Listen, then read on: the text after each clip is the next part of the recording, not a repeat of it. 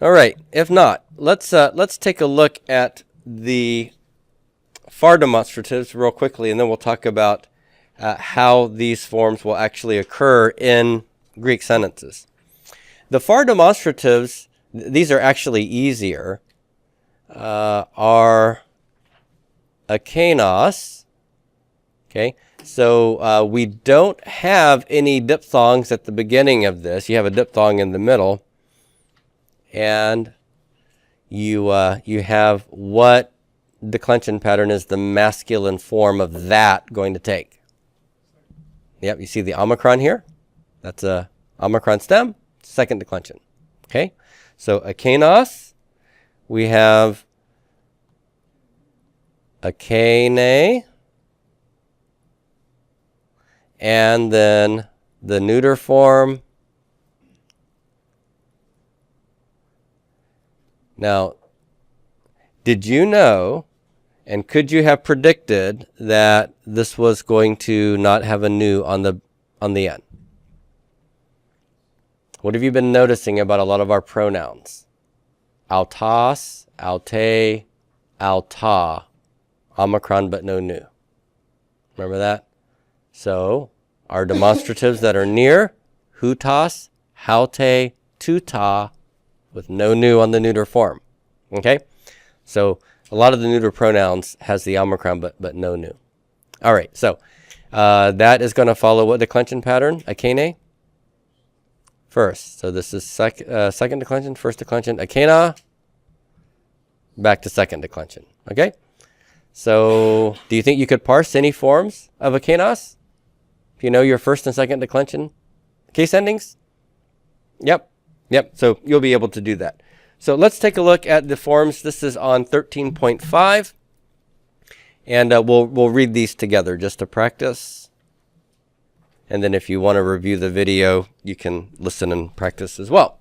Let's read the masculine forms down the row. Ready? Akenos, akenu, akeno, akenon, akenoi, akenon, akenois, akenus.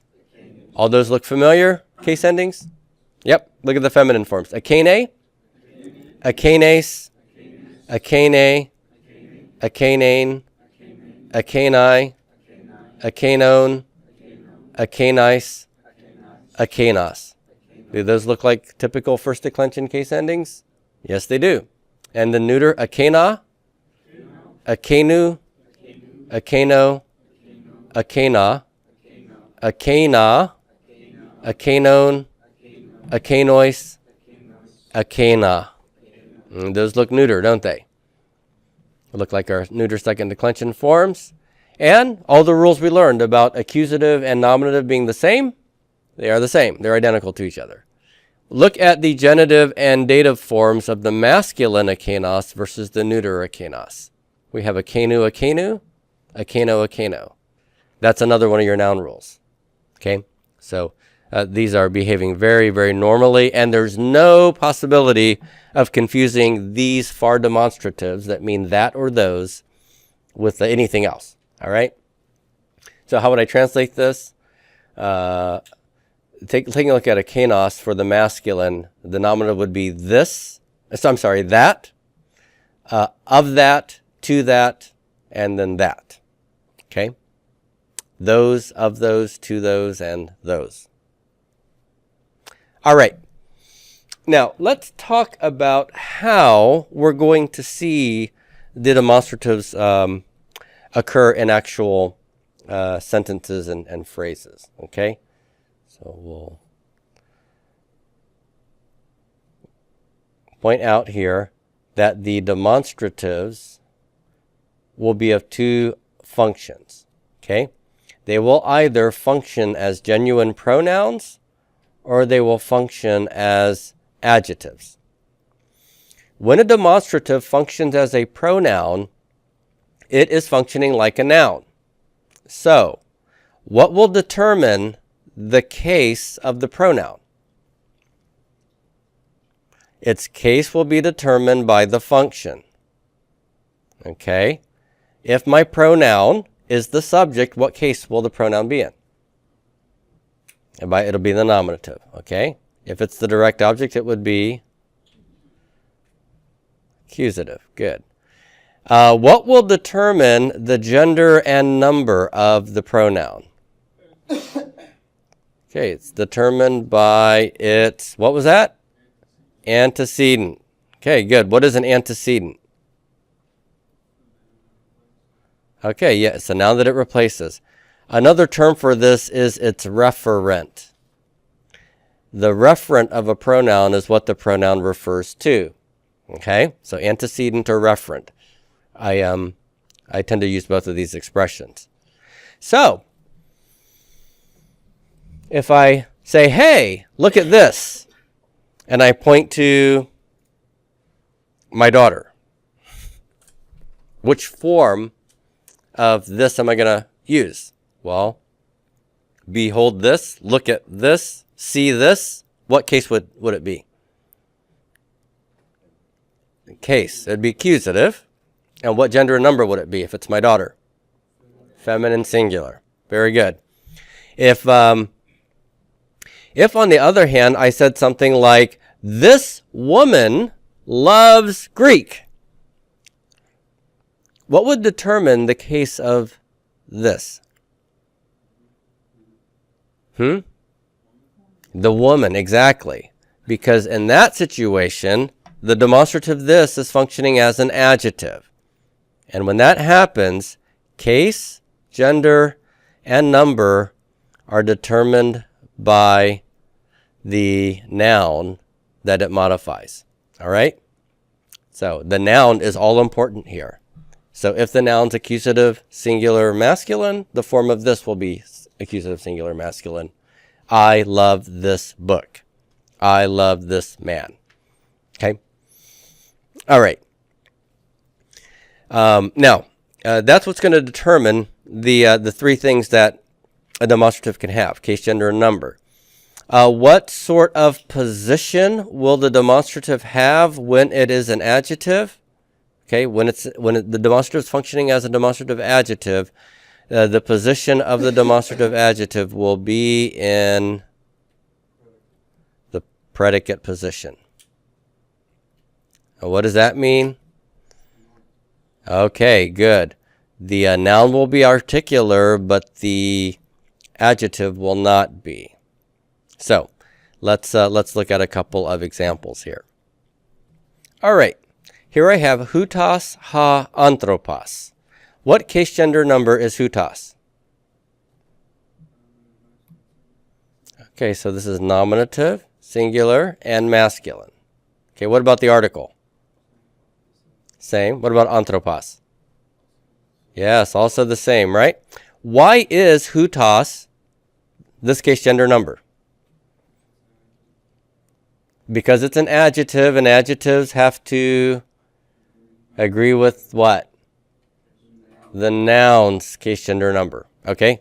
So it's because anthropos is this case, gender, number that houtos had to be that. If this were anthropon, how would houtos change? If it were ton, anthropon, what would houtos become? Teuton, right? So teuton. Teuton, ton, anthropon. The accusative masculine singular noun would force the article and the demonstrative to agree with it and become the same case. Okay, now notice what position is houtos in here? It's in the predicate position. It's not sandwiched in between where it takes where the adjective, the demonstrative adjective, takes the article, right? It's on the outside of the article noun combination. So that's what predicate position is. Now you may be tempted when you come to this to translate this as a copular construction. This is the man. All right? But if I have more of a sentence here, as in, let's say this, houtos ha anthropos apen, remember what that means? Yeah, said, and then I had a quotation here. This could not be a copular sentence where I'm saying this is the man, right? Rather, this would be translated how? this man, this man. Okay? See how that works? And the same for akanos. So let's use another gender here. If I wanted to say this woman, I could say, hey, gune, akene. And that would be the woman that is what? That woman. Okay, it's in the predicate position. It agrees with its noun in case, gender, and number. These are all nominative, singular, feminine. Yes? Okay, so that woman loves Jesus and so forth. All right, so that's going to be the form. No, to say the woman that loved Jesus would be using a relative clause, a who, which, or that clause to modify the woman to tell you something more specific about her, right? That'd be a completely different construction. And we'll hit that in chapter 14. So you're not far from the kingdom. All right. Good. Let's see.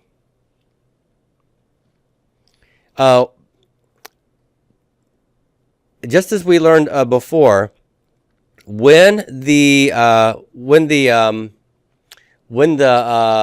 form of autos is functioning as an adjective, it can be articular, right? You're going to have an article in front of it when it means the same.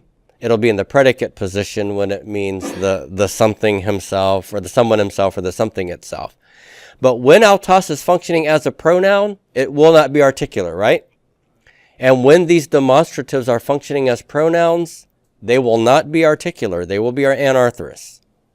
So keep that in mind as well. If you see them, next to a noun that they agree with in case, gender, number, it'll be this such and such, that such and such. But when there's nothing for them to modify, then they will stand alone and no article right before them ever. Okay. All right. Let's see. We have any other questions or things we need to talk about here? On demonstratives, we don't, unless you guys have any other questions. Any other questions about demonstratives? In 13.9, it talks about weakens in its force. Okay. Yes.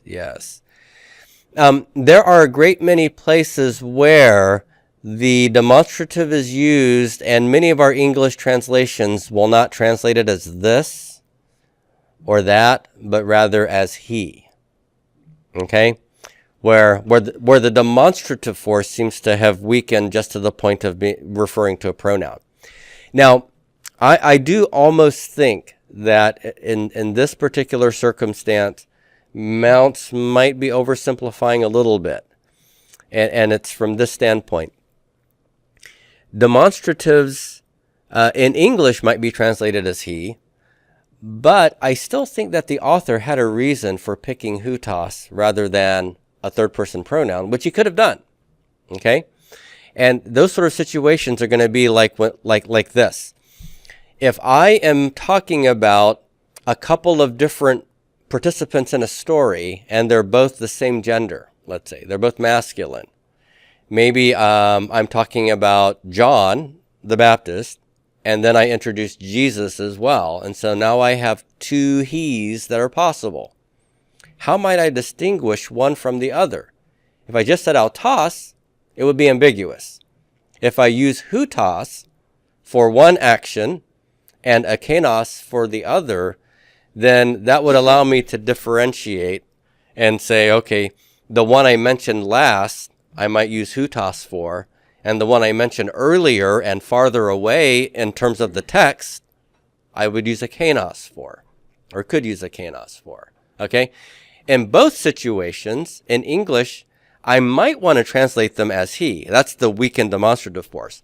But still, by using akanos versus hutos, I'm kind of helping the reader or the listener to process which one of the he's I'm talking about. So there's still, I think, some motivation for when you use hutos versus not. All right. So that's in English, we sort of distinguish ambiguous references by using expressions like the former and the latter when they're closer or farther away in terms of the textual center of what I'm talking about at the time. So and maybe if you want, when we're done with the lesson, if you want me to give you a couple of examples, I can pull a few up. All right. Any other questions?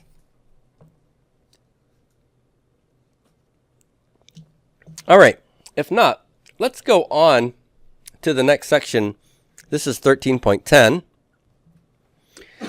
The vocative case is the fifth case, and it's not used very frequently in Greek because it's used for addressing somebody. It names the addressee. Okay, so that's what vocative case does. It names the addressee.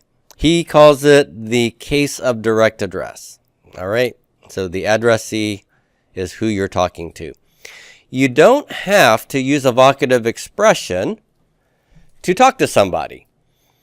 They're not obligatory constituents. If I'm talking to you and I say, Billy, come here. Billy is, if I dropped the word Billy and just said, come here, and I'm looking at you, you know I'm talking to you, right? And the imperative is a second person form anyway. Come means you come here, right? So I don't absolutely have to have a vocative noun in my sentence. To put one there just makes it clear who I'm addressing. And a lot of times it provides some good information that the writer or the speaker wants you to know about maybe the relationship or the character. So if I said, come here, my sweetheart, okay? I'm using some additional words to characterize my addressee, and it's a term of endearment. If I said, come here, you bozo, well, I'm choosing a different vocative expression to constrain you to think of yourself from another vantage point, you see. So vocatives can be very meaningful. So they're like appositives in that way.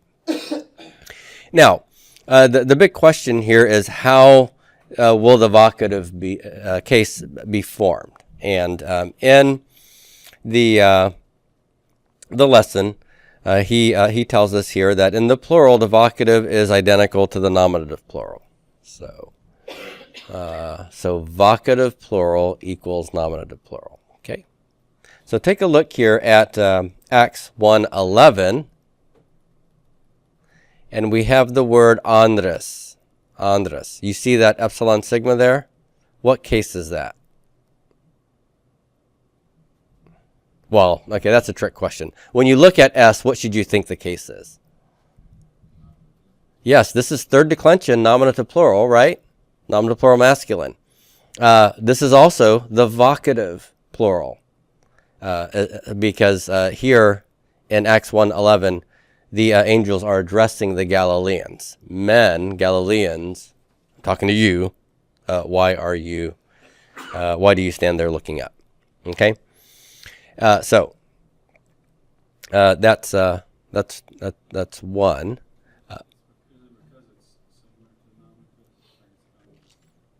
Really, the vocative case is very similar to the nominative case. Well, so if you look, the actual, we haven't really covered verbs very much yet, but the verb is ends with te. Okay. Do you see that T, hestekate? That is a second person plural. So the subject is actually you. The subject is not men. Otherwise, the verb would be third person plural. Okay, the men do something. Okay, the subject is actually you. So here, this word's function is not the subject. It's just naming the addressee. Right, but it is the case that in many languages, nominative forms and vocative forms, they overlap. They're very similar. All right.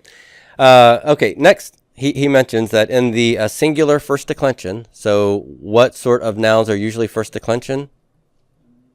Feminines, right? So first declension, singular, it's going to be equal to the vocative, singular. All right? So in Luke 12, you remember the story about the man who builds bigger barns and he loves his money. So Luke 12:19. He talks to himself and he uses the vocative expression psyche. Soul, you've done well.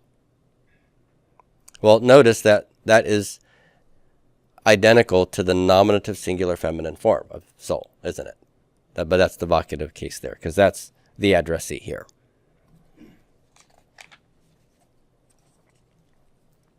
Thirdly,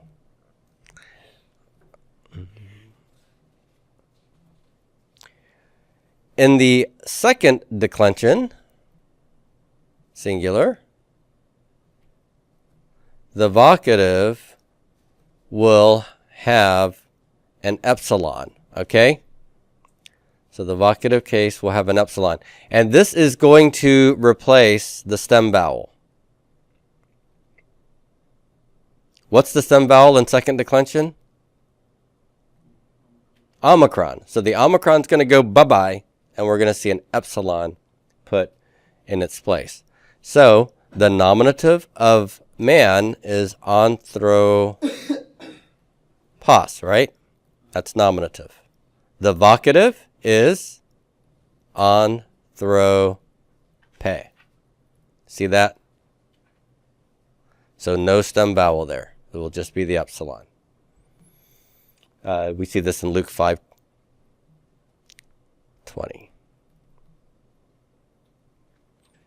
Jesus says, friend, it's really man, dude, your sins are forgiven.